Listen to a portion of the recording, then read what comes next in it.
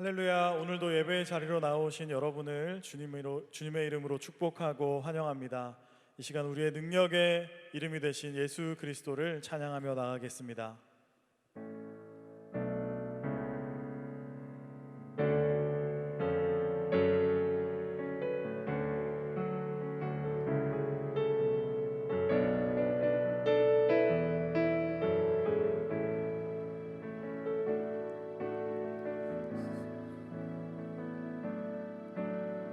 슬픈 마음이 있는 자, 몸과 영혼 병든 자, 누구든지 부르시오. 예수 이름 부르시오. 그 이름을 믿는 자, 그 이름을 부르는 자, 그가 어떤 사람이든 그는 구원 얻으리. 슬픈 마음 있는 자, 슬픈 마음이 있는 자, 몸과 영혼 병든 자, 누구든지 부르시오. 예수 이름 부르시오. 그 이름을 믿는 자, 그 이름을 부르는 자, 그가 어떤 사람이든 그는 예수 예수 예수 예수 오 능력의 그 이름 예수 나 외쳐 부르네. 예수 예수 오 구원의 그 이름 예수 나 외쳐 부르네. 예수 그리스도. 은과 금 내게 없으나, 은과 금 내게 없으나 나 가진 것 너에게 주니. 능력의 이름 예수라. 그 이름을 붙드시오. 그 이름을 믿는 자, 그 이름을 외치는 자, 그가 어떤 사람이든 그는 주의 영광 보리라. 예수 예수 예수 예수 오 능력의 그 이름 예수 나 외쳐 부르네.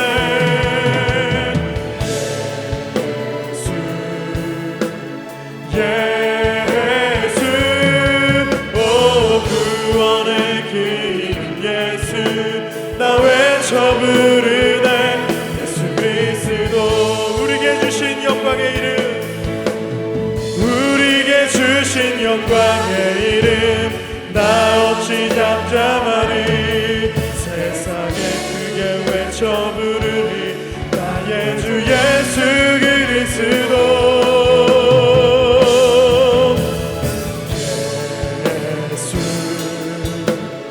예수 오 능력의 그 이름 예수 나 외쳐 부르네.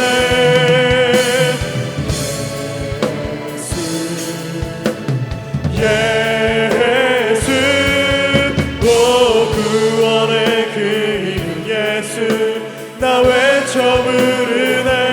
예수 그리스도. 예수 예수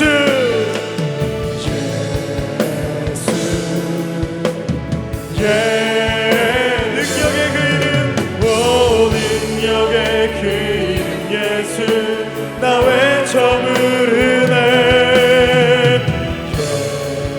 예수 예수 오 구원의 그 이름 예수 나 외쳐 부르네. 예수 그리스도.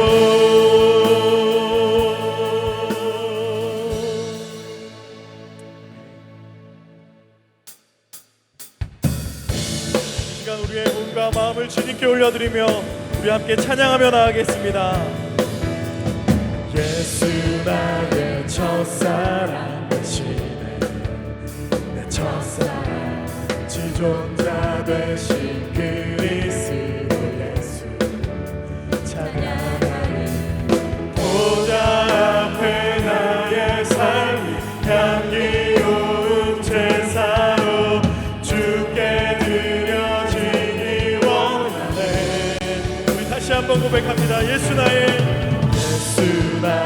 첫사랑 되시네. 내 첫사랑 지존자 되신 그리스도 예수 찬양하리. 보좌 앞에 나의 삶이 향기로운 제사로 주께 드려지기 원하네. 오직 주만 바라보며 나의 삶을 드리네. 다른 길은 찾지 않으리. 나의 온전한 열정과 나의 찬양 되시네. 주의 길을 따라가리라. 예수 나의 첫사랑 되시네. 예수 나의 첫사랑 되시네. 내 첫사랑 지존자 되신 그리스도 예수 보좌 앞에 나의 삶 향기로운 제사로 주께 드려지기 원하네. 오직 주만 바라보며 나의 삶을 드리네. 다른 길은 찾지 않으리. 나의 온전한 열정과 나의 찬양 되시네. 주의 길을 따라가리라. 오직 주만 바라보며 나의 삶을 드리네. 다른 길은 찾지 않으리. 나의 온전한 열정과 나의 찬양 되시네. 주의 길을 따라가리라. 보좌 앞에 나의 삶 향기로운 제사로 주께 드려지기 원하네. 보좌 앞에 나의 삶이 향기로운 제사로 주께 드려지기 원하네. 오직 주만 바라보며 나의 삶을 드리네. 다른 길은 찾지 않으리. 나의 온전한 열정과 나의 찬양 되시네. 주의 길을 따라가리라. 오직 주만 바라보며 나의 삶을 드리네. 다른 길은 찾지 않으리. 나의 온전한 열정과 나의 찬양 되시네.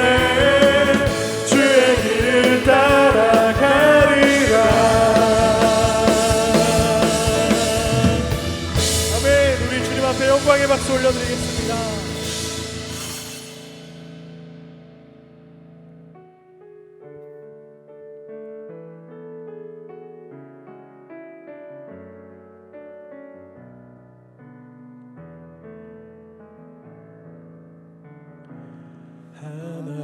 하나님의 사랑을 사모하는 자, 하나님의 평안을 바라보는 자, 너의 모든 것 창조하신 우리 주님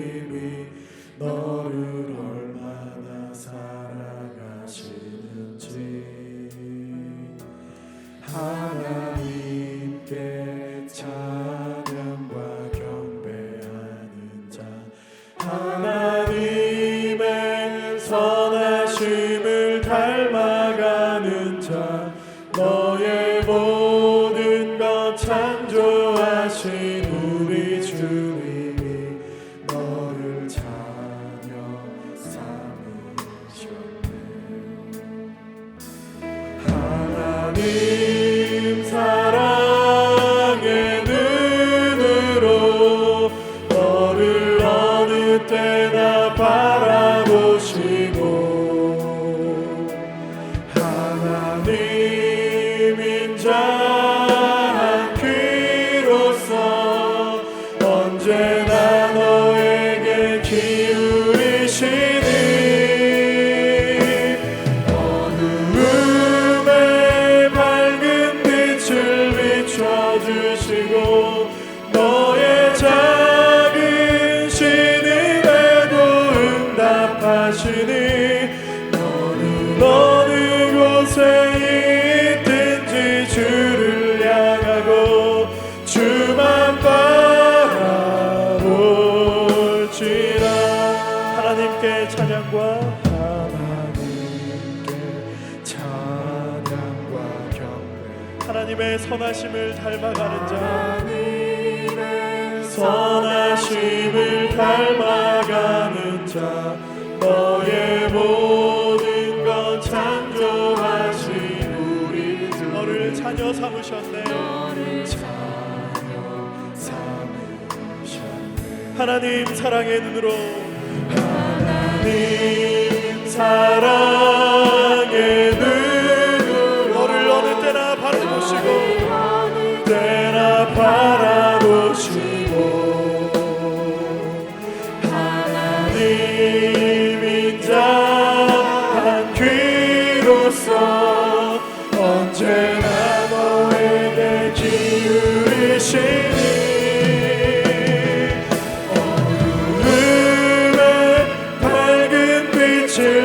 비춰주시고, 너의 작은 신음에도 응답하시니, 너는 어느 곳에 있든지 주를 향하고 주만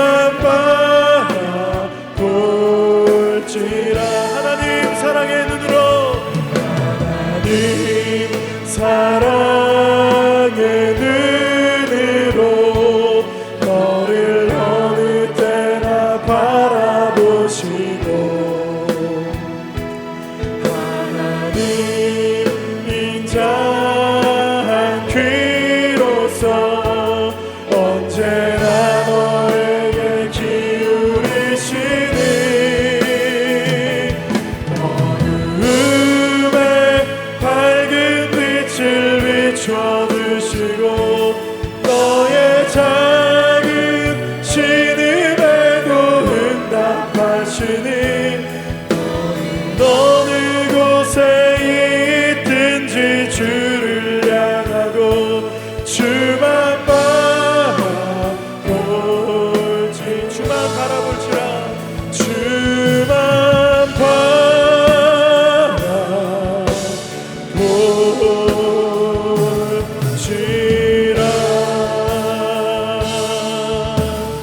우리 시간 함께 예배를 위해 함께 기도하며 나가겠습니다. 우리의 신음소리에도 응답하시며 오늘도 우리에게 귀 기울여 들으시는 우리 하나님 앞에 이 시간 예배하며 나아갈 때 주님, 우리의 예배 가운데 임재하여 주시고, 우리의 간구 가운데, 우리의 주님을 향한 마음 가운데 주님 임재하여 주셔서 우리의 기도 가운데 함께하여 달라고, 또 오늘 말씀을 전하시는 목사님 가운데 능력의 입술로 붙들어 달라고 이 시간 주님의 이름을 세 번 부르며 통성으로 기도하며 나가겠습니다. 함께 기도하겠습니다. 주여, 주여, 주여. 사랑과 은혜의 하나님, 오늘도 우리의 예배 가운데 임재하여 주시옵소서. 우리의 몸과 마음을 이 시간 주님께 드리며 나아갑니다. 주님, 우리를 붙들어 주시고 오늘도 우리 예배 가운데 찾아와 주시며 응답하여 주옵소서. 오늘도 살아 역사하시는 주님을 만나 배우게 하시고 예배 가운데 말씀하시며 함께 하시며 우리 가운데 역사하시는 주님을 이 시간 경험하는 예배 되도록 인도하여 주시옵소서.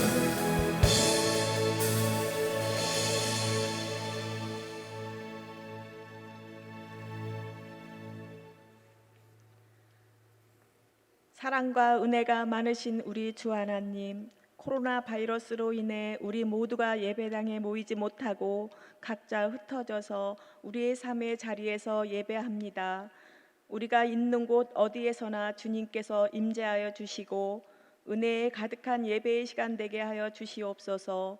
어렵고 힘든 시간을 보내고 있는 우리의 모두에게 희망과 빛으로 찾아오신 예수 그리스도를 더욱 의지하며 나아가게 하시고 말씀 가운데 힘주시는 하나님의 사랑을 경험하는 믿음의 증거를 경험하게 하여 주옵소서.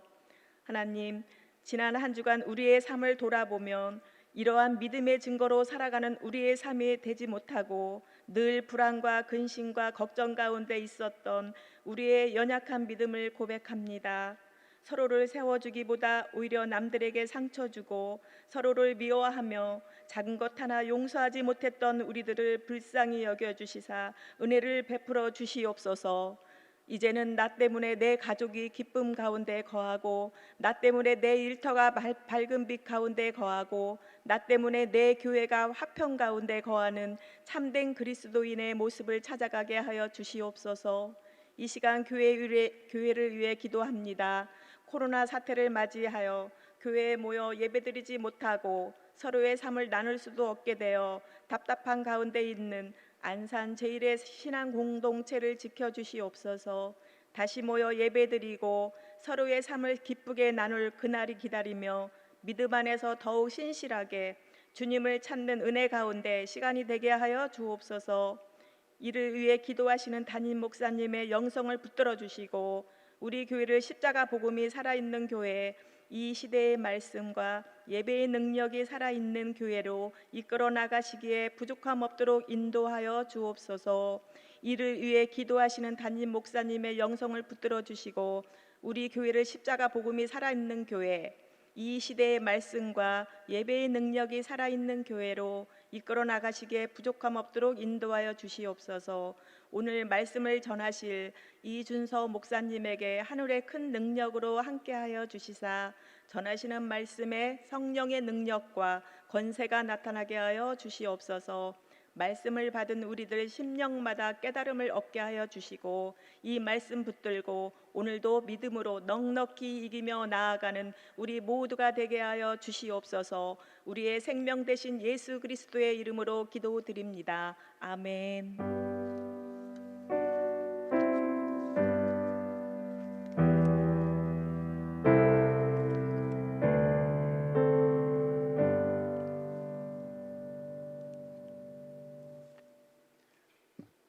오늘 우리에게 주시는 하나님의 말씀은 마태복음 6장 12절에서 13절 말씀입니다. 마태복음 6장 12절에서 13절 말씀 제가 읽겠습니다. 우리가 우리에게 죄 지은 자를 사하여 준 것 같이 우리 죄를 사하여 주시옵고 우리를 시험에 들게 하지 마시옵고 다만 악에서 구하시옵소서. 나라와 권세와 영광이 아버지께 영원히 있사옵나이다. 아멘. 이 말씀은 살아계신 하나님의 말씀입니다. 오늘 이 자리에 오신 또 온라인으로 예배를 드리신 사랑하는 성도님들께 하나님의 크신 은혜가 함께 하시기를 축복합니다. 오늘은 은혜와 용서라는 제목으로 말씀을 나누려고 합니다. 우리는 하이델베르크 교리 문답을 따라 주기도문에 관해 설교를 듣고 있습니다. 오늘로써 주기도문 및 이 하이델베르크 마지막 시간입니다. 지난주에는 하나님의 뜻과 일용한 양식의 간구에 관한 내용이었고요. 오늘은 다섯 번째 간구인 죄 사함과 여섯 번째 간구인 구원에 관해 살펴보도록 하겠습니다. 우리 함께 하이델베르크 126문을 같이 한번 보시도록 하겠습니다. 질문을 제가 읽고요. 답은 계신 곳에서 한번 같이 읽으시면 좋겠습니다. 다섯 번째 간구는 무엇입니까? 이는 그리스도의 피로 말미암아 비참한 죄인인 우리가 짓는 죄와 우리에게 만연한 악으로 인해 우리가 받아야 할 형벌을 우리에게 돌리지 말아달라는 간구입니다. 또한 우리가 우리 이웃을 마음 다해 용서하기로 작정하는 것이 우리 안에 임한 은혜의 증거로 드러나게 해달라는 간구입니다. 바로 하나님의 용서를 구하는 간구이죠. 오늘 우리가 읽은 이 하이델베르크 126문을 보면 우리는 비참한 죄인이라고 명시하고 있습니다. 죄인에게 가장 필요한 것이 무엇일까요? 바로 죄에 대한 용서이겠죠. 죄인은 죄에 대한 대가를 받아야 합니다. 오늘날 죄를 지은 사람은 그에 대한 대가로 벌금을 지불하기도 하고요, 혹은 감옥에 갇혀서 형을 살기도 합니다. 그러나 성경은 인간에 대한 죄의 대가는 바로 하나님과의 단절, 곧 영원한 죽음이라 선언합니다. 우리가 하나님 앞에서 죽을 수밖에 없는 죄인임을 인정할 때에만 주기도문의 참된 의미를 이해할 수 있습니다. 바로 우리의 죄는 오직 하나님께서만 사해 주실 수 있다라는 겁니다. 죄의 문제는 우리가 아무리 노력해도 해결할 수 없습니다. 오직 재판장이신 하나님께서만이 이 죄의 문제를 해결해 주실 수 있으십니다. 죄의 사명권이 오직 하나님께만 있다라는 것이죠. 죄에 대한 사면에는 근거가 있어야 합니다. 대통령에게도 사면권이 있죠. 그래서 광복절이나 3.1절 혹은 크리스마스 같은 날, 혹은 정부 출범 기념 특별 사면 등이 있습니다. 그러나 이러한 사면은 근거 없이 이루어지는 것이 아닙니다. 대통령이 갑자기 아침에 막 일어났는데 오늘 기분이 좋은 것 같아, 저 죄인 사면해 줄까? 기분이 좋아서 아무에게나 사면을 내리는 것이 아니죠. 특별 사면의 경우 법무부 장관의 보고로 국무회의에 그 회의를 거쳐서, 심의를 거쳐서 대통령이 시행을 하는 겁니다. 하나님께서 인간의 죄를 사해 주실 때에도 마땅한 근거가 있어야 합니다. 하이델베르크 126면을 보면요, 그 죄에 대한 사면의 근거가 바로 그리스도의 피라고 이야기하고 있습니다. 예수 그리스도는 십자가에서 우리 모든 죄의 값을 지불해 주셨습니다. 예수님께서 우리를 위해 십자가에서 피 흘려 죽으심으로 우리의 모든 죄값을 지불하셨고, 우리는 죄 사함을 받았습니다. 우리는 이것을 가리켜 칭의의 은혜라고 이야기합니다. 하나님께서 죄인인 우리를 의롭게 하셨다라는 뜻이죠. 그렇다면 하나님께로부터 받은 이 죄 사함을 받은 우리는 어떻게 살아야 합니까? 마태복음 6장에 나오는 주기도문의 5번째 강구는요, 유일하게 다음과 같은 설명을 덧붙여 놓고 있습니다. 너희가 사람의 잘못을 용서하면 너희 하늘 아버지께서도 너희 잘못을 용서하시려니와 너희가 사람의 잘못을 용서하지 아니하면 너희 아버지께서도 너희 잘못을 용서하지 아니하시리라. 아멘. 요리문답은 이를 가리켜 우리에게 죄 지은 자를 사하여 줄 때 우리 안에 주의 은혜의 증거가 있다는 사실이 확실하게 드러난다고 이야기하고 있습니다. 즉, 하나님이 그리스도의 피로 우리를 용서해 주셨으므로 그 죄 사함의 은혜가, 그 죄 사함의 은혜를 증거하기 위해 이웃을 용서해야 한다라는 이야기입니다. 예수님은 형제의 죄를 몇 번이나 용서해 주어야 하느냐는 그 베드로의 질문에 70번씩 7번이라도 용서해 주어야 한다라고 말씀하셨습니다. 70번씩 7번이면 몇 번이죠? 490번이죠. 그러나 꼭 490번만 용서하라는 뜻이 아니고요, 하나님께서 우리의 죄를 깨끗이 씻어주신 것처럼 우리도 형제에게, 그 형제가 우리를 위해 죄를 지었을 때 날마다, 죄를 지을 때마다 용서를 하라는 말씀입니다. 마찬가지로 교회는 하나님께 죄 사함을 받고 이웃에게 죄 사함을 베푸는 죄 사함의 공동체라고 할 수 있습니다. 지금 우리가 교회에 모여서 예배드리지 못하고 영상으로 예배를 드리고 있지만 우리의 가정 또한 죄 사함의 공동체죠. 교회 공동체입니다. 이러한 죄 사함의 공동체를 세워나가는 저와 여러분, 우리 가정 되시기를 간절히 축복합니다. 우리 다음으로 하이델베르크 127문을 보겠습니다. 질문을 제가 읽고요, 답은 계신 곳에서 같이 읽으시면 되겠습니다. 6번째 강구는 무엇입니까? 답입니다. 우리를 시험에 들게 하지 마시옵고 다만 악에서 구하시옵소서입니다. 우리는 너무 연약해서 스스로는 한순간도 온전히 설 수 없습니다.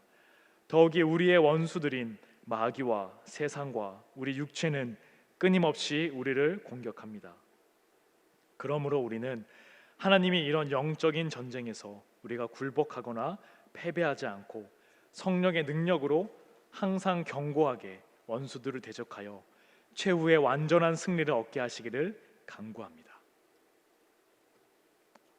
여섯 번째 간구는 시험에 대해 이야기합니다.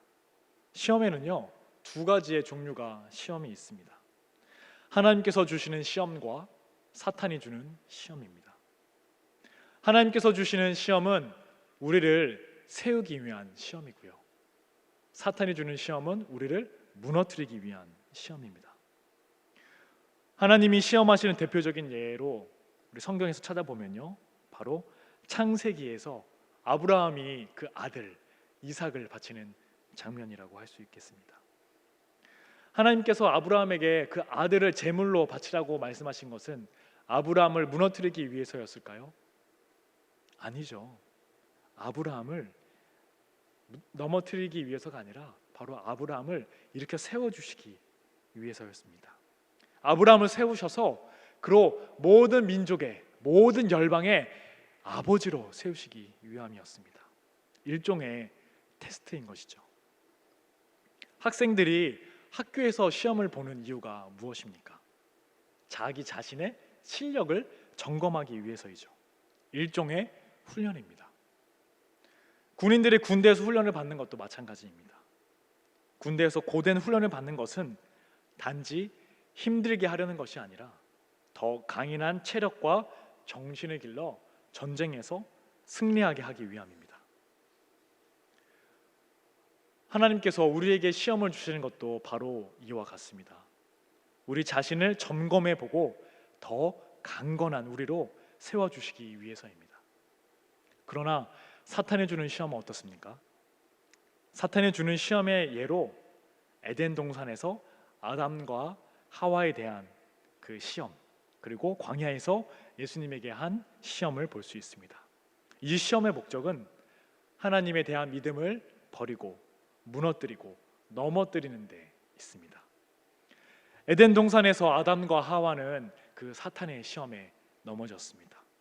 그러나 둘째 아담이신 예수님은 이들보다 더 열악한 상황에서 말씀으로 사탄을 이기시고 승리하셨습니다. 아멘이시죠? 우리의 인생에도 이러한 두 가지의 시험이 있습니다. 무조건적으로 순탄한 삶을 살게 해달라거나 아예 죄의 유혹을 받지 않게 해주세요라고 기도하는 것은 올바른 기도가 아닙니다. 우리가 해야 할 일은 하나님이 주시는 시험을 만날 때 기뻐하고 사탄이 주는 시험에는 빠지지 않도록 기도하는 겁니다. 주기도문의 여섯 번째 강구가 우리에게 가르치는 것이 바로 이것입니다. 128문과 129문을 함께 보겠습니다. 제가 읽겠습니다. 이 기도의 마무리는 어떻게 합니까? 답입니다. 나라와 권세와 영광이 아버지께 영원히 있사옵나이다 라고 기도합니다. 이는 하나님이 우리의 왕으로서 모든 만물을 다스리는 권세를 가지셨을 뿐 아니라 우리에게 모든 선한 것을 주기 원하시며 주실 수 있는 분이시기에 우리가 이 기도를 드린다는 고백입니다. 또한 우리는 우리가 아니라 하나님의 거룩하신 이름이 영원히 영광을 받아야 하기에 이 기도를 올려드립니다. 129문도 함께 보겠습니다. 아멘이란 말은 무엇을 뜻합니까? 답입니다. 그것은 진실되고 확실하다는 뜻입니다. 하나님은 내가 기도할 때 나 자신이 갖는 바람 이상으로 나의 기도를 확실히 들으십니다. 이 주기도문의 마지막 부분은 송영으로 영광의 마을을 뜻합니다. 그런데 오늘 주기도문의 마지막 부분을 성경에서 보시면요, 괄호가 쳐져 있습니다. 그리고 이렇게 적혀 있습니다. 고대 사본에 이 괄호 네 구절이 없음.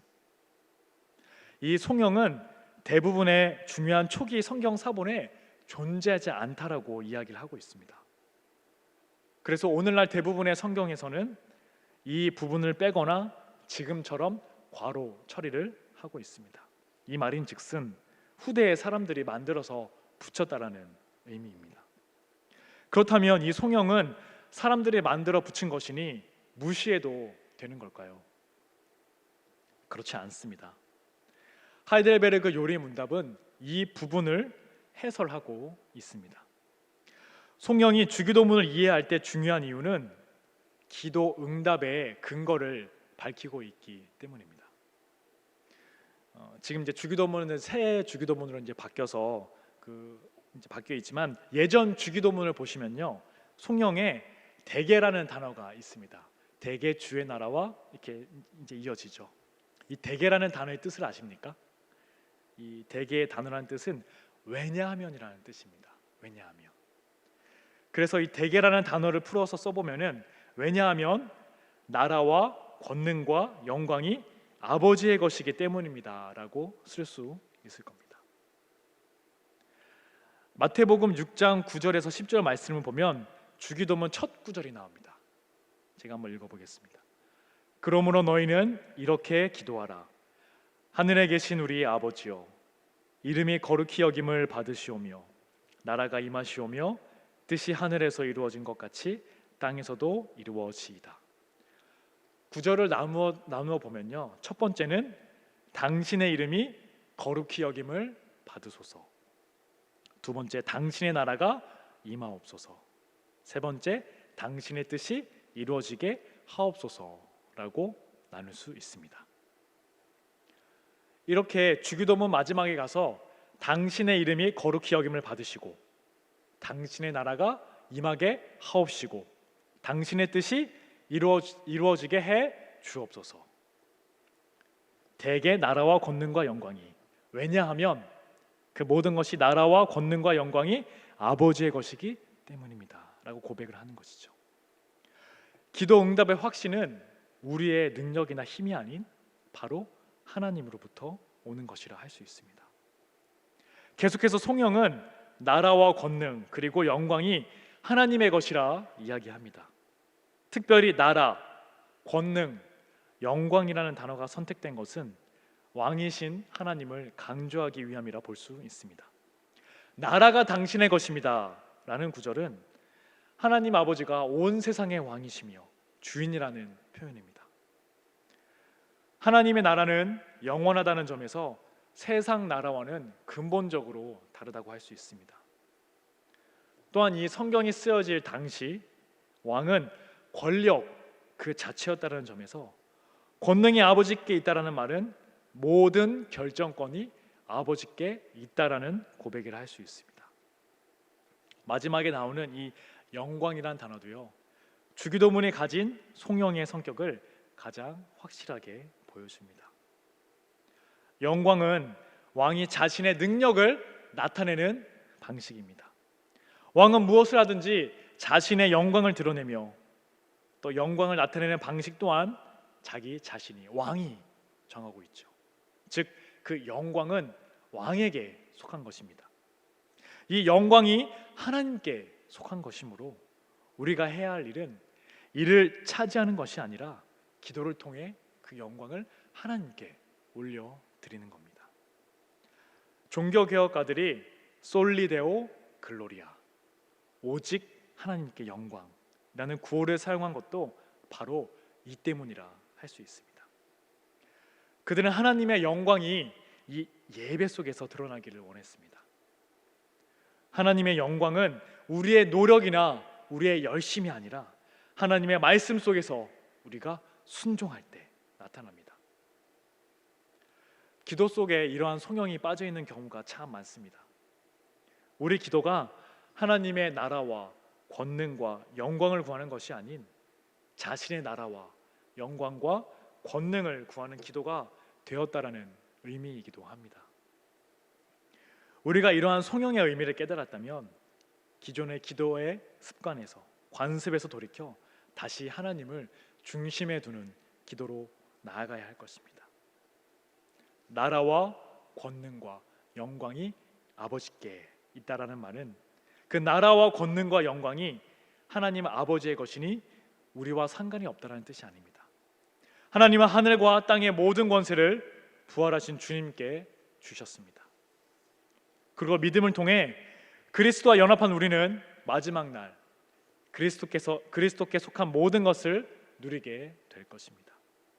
주님께서 영광스러운 모습으로 다시 오실 때 우리도 그와 같은 영광스러운 모습으로 변할 것이고, 또 주님께서 왕노릇 하실 때 우리도 왕노릇 할 것입니다. 하이델베르크 요리 문답의 마지막 문답은 아멘에 관한 문답입니다. 성경에 아멘이라는 단어가 가장 많이 나오는 것이 어딘지 아십니까? 신명기 27장입니다. 신명기 27장을 보시면요, 너희는 이렇게 할 것이요 백성은 아멘하라고 말씀하고 있습니다. 그런데 무엇에 대해 아멘하라고 말씀하셨을까요? 말씀을 보면 하나님의 율법을 어기는 자는 저주를 받을 것인데 모든 백성이 아멘하라고 말씀합니다. 이웃의 경계표를 옮기는 자, 맹인에게 길을 잃게 만드는 자, 객이나 고아나 과부의 송사를 억울하게 하는 자에게 저주가 임할 것이라는 말씀에 모든 백성이 아멘하라고 명령하고 계십니다. 그리고 마지막 절은 이 율법의 말씀을 실행하지 아니하는 자는 저주를 받을 것이라 할 것이요 모든 백성은 아멘할지니라고 마치고 있습니다. 우리가 생각하는 아멘과는 많이 다르죠. 우리는 하나님의 축복에 대해서도 아멘을 외쳐야 하지만 하나님의 저주에 대해서도 아멘을 외쳐야 한다는 사실입니다. 여러분은 어떠한 상황과 환경 가운데서도, 특별히 하나님의 저주의 말씀 가운데서도 아멘을 외칠 준비가 되어 있으십니까? 네, 아멘이 안 나오시네요. 말씀을 마무리하고자 합니다. 우리가 바라고 기도하는 것보다 나보다 나를 더 잘 아시는 분이 바로 우리 주님이십니다. 우리가 기도를 마치고 아멘이라고 할 때 우리는 우리의 기도를 들으시는 하나님께 감사하며 나아가야 할 것입니다. 주님께서는 우리가 올바로 기도 들으시기를 원하시며 온전히 주님의 뜻에 따르기를 원하고 계십니다. 우리에게 가장 좋은 것을 주시기 원하시는 분, 그분이 바로 우리 하나님이십니다. 하나님은 약속을 지키시는 신실하신 분이십니다. 주님의 말씀 앞에 언제나 그렇게 아멘으로 화답하며 나아가시는 저와 여러분 되시기를 간절히 축복합니다. 기도하시겠습니다. 살아계신 하나님, 오늘도 우리와 함께 하심에 감사를 드립니다. 우리는 죽을 수밖에 없는 죄인이었지만 예수님께서 우리를 위해 십자가에 달려 돌아가심으로 우리의 죄를 사해 주셨습니다. 이제는 우리도 주님께 받은 은혜를 나누며 우리 이웃의 죄를 용서하고 그들을 사랑하는 성도들이 되게 하여 주옵소서. 추석 연휴를 맞아 각 처소에서 예배하는 사랑하는 성도님들과 함께 하시사 어디에 있든지 예배의 자리를 기억하고 주님의 말씀 앞에 아멘으로 나아가는 성도들 되게 하여 주옵소서. 감사드리며 존귀하신 예수님의 이름으로 기도드립니다. 아멘. 찬송 15장 함께 찬양 들으시겠습니다.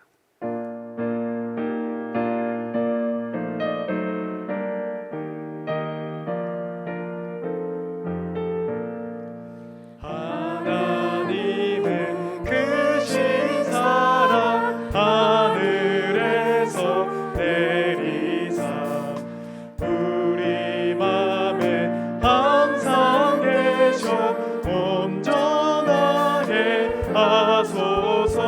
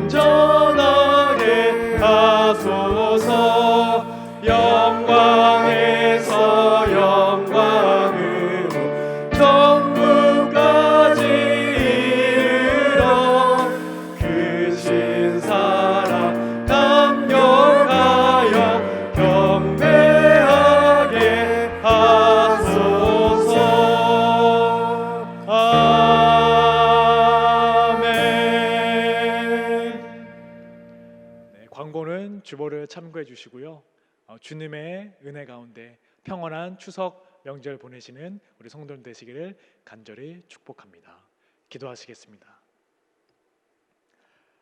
살아계신 하나님, 참으로 감사합니다. 죽을 수밖에 없는 죄인들을 주 예수 그리스도의 보혈의 피로 구원해 주시고 우리의 모든 죄를 사하여 주셨사오매 하나님 감사를 드립니다.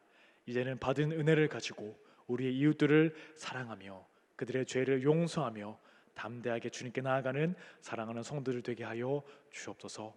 하나님, 우리의 뜻을 구하는 기도가 아닌 하나님의 나라와 권능과 영광을 구하는 우리의 성도들의 기도가 되게 하여 주시고 이 땅에서의 삶을 살아갈 때에 우리의 욕심에 이끌린 삶이 아니라 하나님께서 원하시는 주의 말씀 따라 순종의 삶을 살아가는 사랑하는 성도들 모두 되게 하여 주시옵소서. 예수 그리스도의 이름으로 기도드리며 지금은 우리 구주 예수 그리스도의 은혜와 살아계신 하나님의 크신 사랑과 성령님의 인도하심이 우리의 모든 죄를 사하여 주신 예수 그리스도의 보혈의 피를 의지하며 온전히 살아계신 주님만을 의지하고 따르기로 다짐하는 사랑하는 안산제일 교회 성도들 머리머리 위에 가정 위에 지금으로부터 영원히 함께 하시기를 간절히 축원하옵나이다. 아멘.